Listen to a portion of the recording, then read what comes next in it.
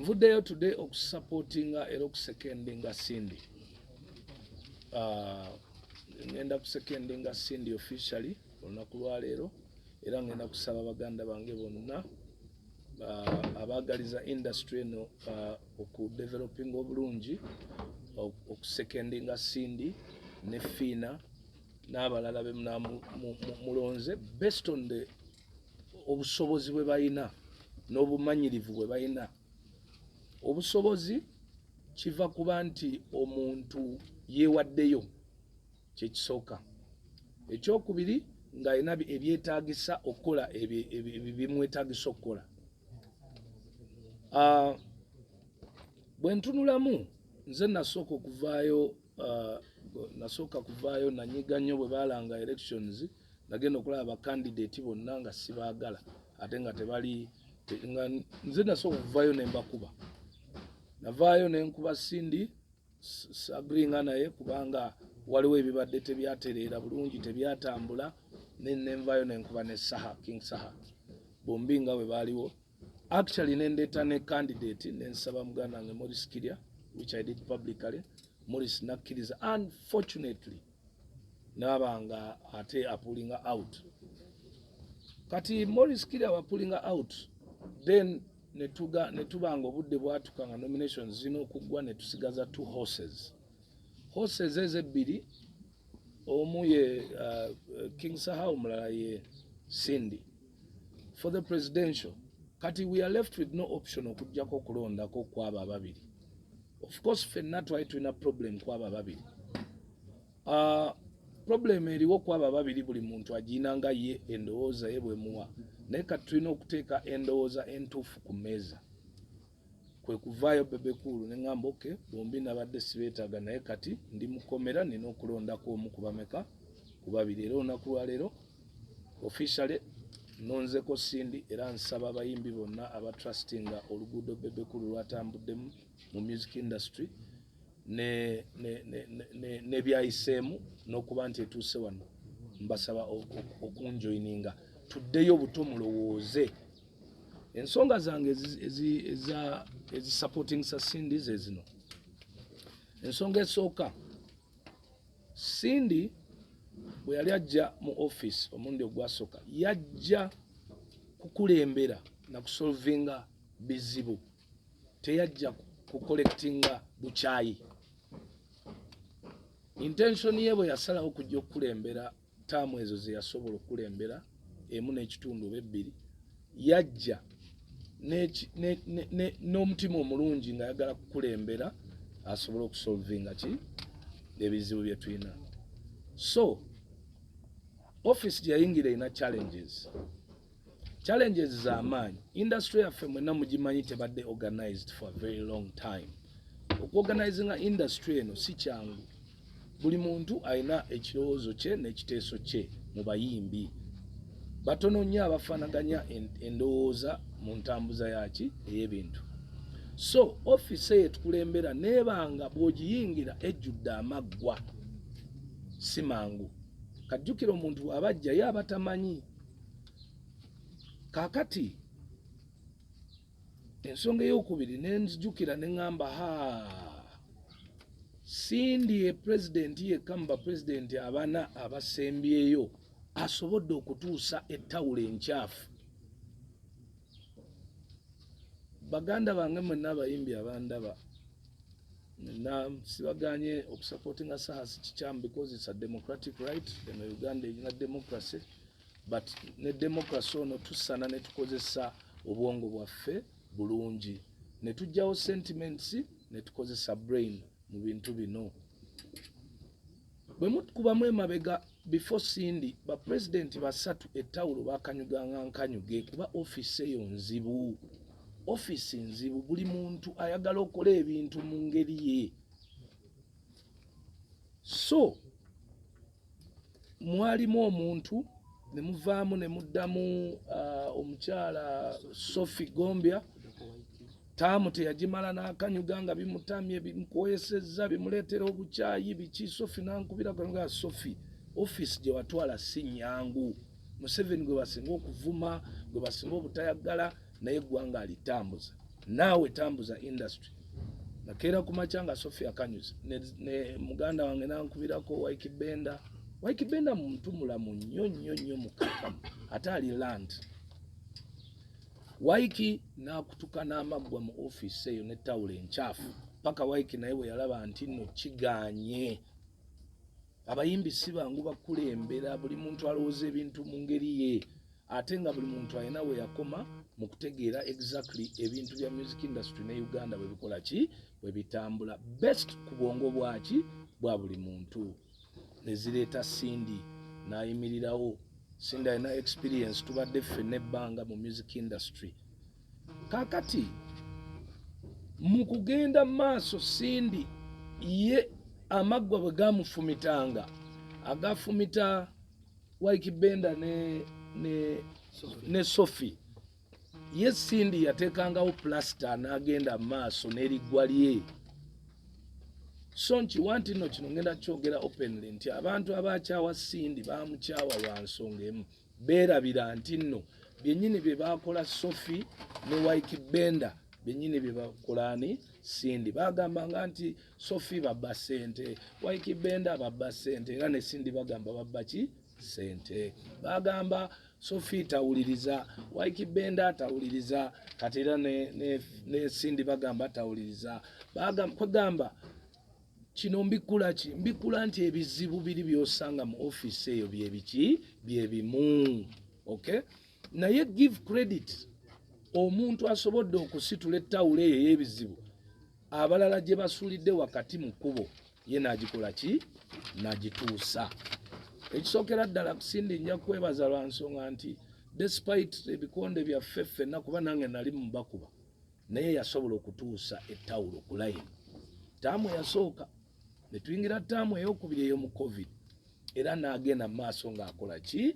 Ng'agitambuza okutuuka ku level nti mu myaka gya Cindy ena gye tusinze okwetooloola wakati enkolagana ya abayimbi ne gavumenti, abayimbi ne ministry, era ye taamu y'emu gye twakozesa okugenda eggulu. Very soon ekitabo kye twawandiika eggulu, engeri industry gye twali yagadde etambulemu, kijja kufuluma eri bannamawulire report eyo ng'omukulembeze amaze oggenda osinga. Naye bw'alaba enkuyanja y'abayimbi yonna all over the country baamala ne bagenda eggulu, era bwe bagenda eggulu ekye bajjayo mujja kiraba, naye ekyo nakyo kyaliwo mu ttaamu yaani ya Cindy. Lwaki tulaba ebikyamu byokka ne tutalaba n'ebirungi bye yakola ki? Bye yakola. Kaakati ensonga ey'okusatu endeeta okusapootinga Cindy y'ensonga y'emu ensapootinga Sam 7 omulundi omulala. Eri bweti buli lwe muliremwa okuleeta bakandidate abalina ebisaanyizo ebiyamba continuity, nti nno oleese waliwo omuntu eyesimbyewo alina experience mu office eyo agibaddemu, tetuganya alinamuko obukyamu, then waliwo omupya ataginaako idea at all. Okay? Kati obudde tulina butono nnyo mu nsi muno obwa development. Oyagala okuwa ekifo omuntu oyo atalina kisaanyizo ate nga talina idea, atandikire ku zero okuyiga, ng'ayigira ku mmwe ebintu tamanyi bwe bitambula, takoze ati, oba oyagala oyonjo ono ayina idea abitegedde bwe bitambula naye akozeyo ensobi 7 omuyonje. So Bebe kulu nenvayo neŋŋamba nti kanyonjo ono already ayina idea of what the industry wants, already andazeeko ku maanyi g'ayina. Sindi mukazi era ndi musanyufu nnyo ne Sophie nja mwebaza, naye okumanejinga abayimbi si kyangu. So n'olwekyo ensonga eyinza okusembayo lwaki nayagadde nnyo n'ensalawo okusapootinga Cindy y'ensonga ey'okuyigiriza Bannayuganda ekigambo kye bayita reconciliation. Mu myaka gino gye tulimu kati we are leaders mu aspects zaffe, mu sections zaffe ze tulimu. Aspect esinga obukulu gye ndabye mukula kwange muntu naye nakutegeera ekikyamu wekyava ne mukitegeera then ne mukyogerako oba ne mwetegeera ne musonyiwagana. It is such a very key factor mu nsi, si mu ggwanga lyokka ku political level ya ekulembeze eggwanga naye ne mu okiraba nti kiviira ddala waggulu ku kalulu ka president kizze ne mu UMA. Nsuubira nti Abannayuganda balina okumanya nti eggwanga lyaffe lye tulina okukulembeza first, si ffe ne feeling zaffe.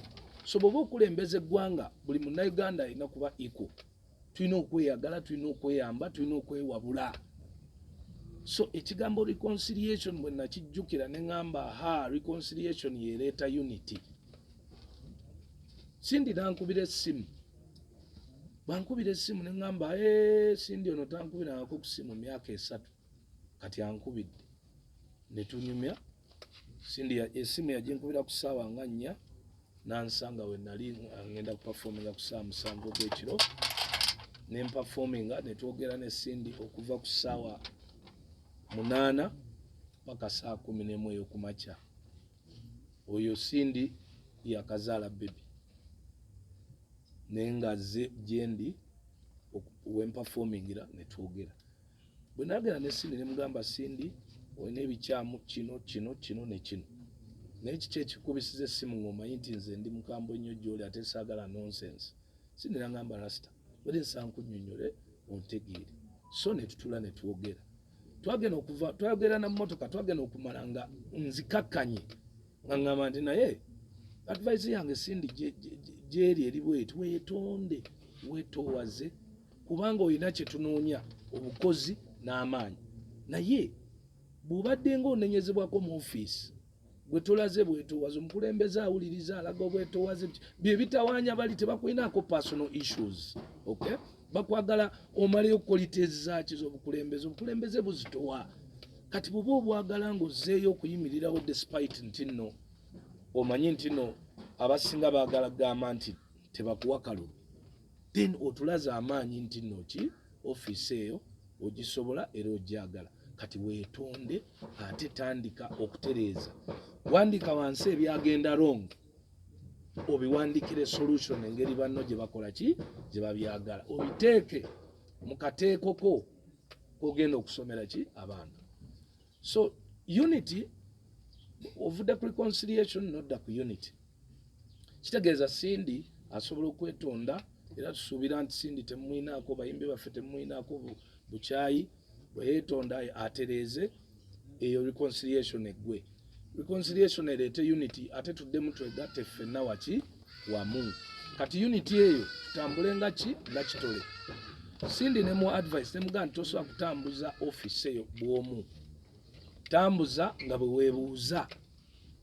Weebuuze ku bantu ate ne bwino mutereke recording nga obusimu ojjengayo ku evidence oge bannaye nayogera ne mukulu gundi involving n'abavubuka abato abali mu industry babuuze. So explanation yange mu mutwe nga ndaba nti leading into a successful organized government of UMA. Of course Fina yesina kyakumwogerako kiri awo lwa nsonga nti Fina mukaalikaali kali awo naye kakola. Akakazi ako katambula kagenze mu Uganda yonna buli wamu Fina agenzeewo. Nagezaako na putting things together. Usually mwena mukimanyi nti omuntu akola ennyo. Usually abantu batendinga okumuteekako olukongolo. Okay? So bino ebigambo mbyogera byonna bye batuuke mu mitima mukozese decisions entuufu okulonda abakulembeze be tunatulonze abatuufu ate tubayambe okuyita mu ttaamu eno. So nze request yange gyeri eri nti of course abantu bange be supportinze Sindi Fina ne waliwo omulenzi omuto alabika okuba nti naye alinamu ku ye Hanson ku bali luno ku cha vice president. Okay? Wanji? So saba bayimbi bange mwenna mu Uganda yonna gye muli mulooze ku bintu bye njogedde bwe tutuukira kalulu bwe mbeera ne reasons ezisinga sentiments ey'omukwano nti gundi mukwano gwange kyali wange bwe mugiweeyinga eyo ne muweeyinga ne bino bye mbagambye tukole decision entuufu nga tulonda abakulembeze ba UMA. Bigambo bya Bebe cool, but obukulembeze ensonga teba kukyusa, ensonga ebeera okukulemberwa okugenda mu maaso obulungi, even okweyongerako ku quality. Okitegedde? Okwongera ku quality tekitegeeza usually kukyusa. Secondly, ekyokukyusa bw'obanga ompadde better option si kiinaako buzibu ekyokukyusa, no. Naye bw'obanga mumpadde better option than ebaddewo mbanja beegattako. Naye bwe mubanga option gye mundeetera eri 50 times worse than ebaddewo by common sense ffenna nga tukkiriziganya nti mbutuufu omuntu gwe baleese ono ate talina waatuuka ku mubi abaddewo. Ababi ababiri olondako omubi omulungi ofunda n'omubi. Better the devil you know than an angel you don't know. Okitegedde? Kati aba contestants bombi balina obukyafu. Obukyafu bwa contestant oli nvudde emyaka gyonna nga nzija mbogera. Okay? Nvuddeyo nenjogera si mu bubi abayimbi bakwano bange bino ebintu mujja biraba nga byemireetinga mu famire zammwe ne mu ggwanga lyaffe. Nti omuntu bavaayo ne bagamba image yammwe mugifeeko, image y'obuyimbi, eneeyisa, enjogera, biki byokola bimatalinga mu maaso. Kati eno UMA kyekibiina kyekirepresentinga art ya Uganda ya music. Okay?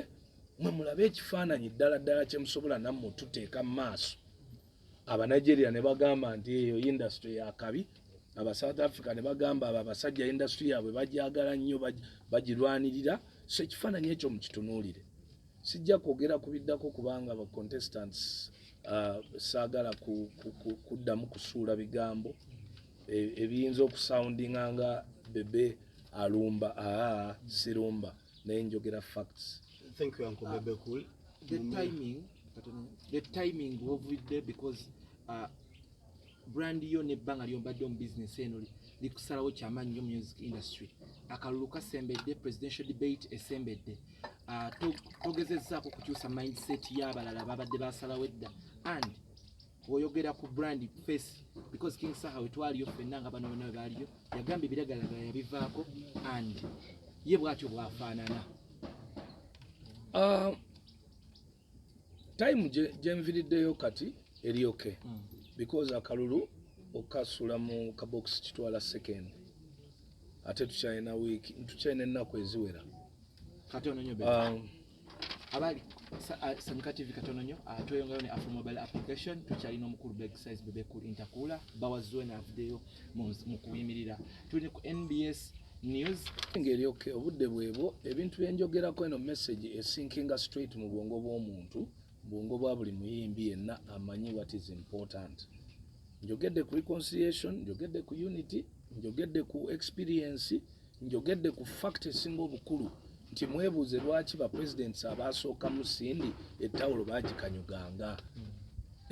Office eyo baganda bange si nnyangu ekyayisa ate kukyayisa nga wajja mu bulungi. Waikibenda musajja wattu era kati era abeera eyo n'asirika tomulaba nnyo kubanga abantu bali bamutaddeko olukongoolo.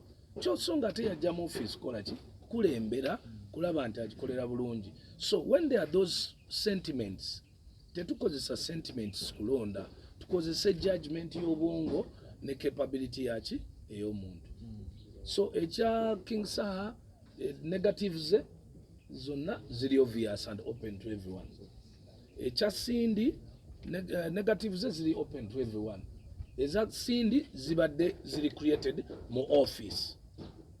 Eza Saha ziri created out of office. So nkiwante ebigambo bino bisobola okugaidinga n'okuyamba abaganda bano naddala mu abayimbi bataata baffe bamaama baffe abakulu abasinga nabo bakubira ku masimu.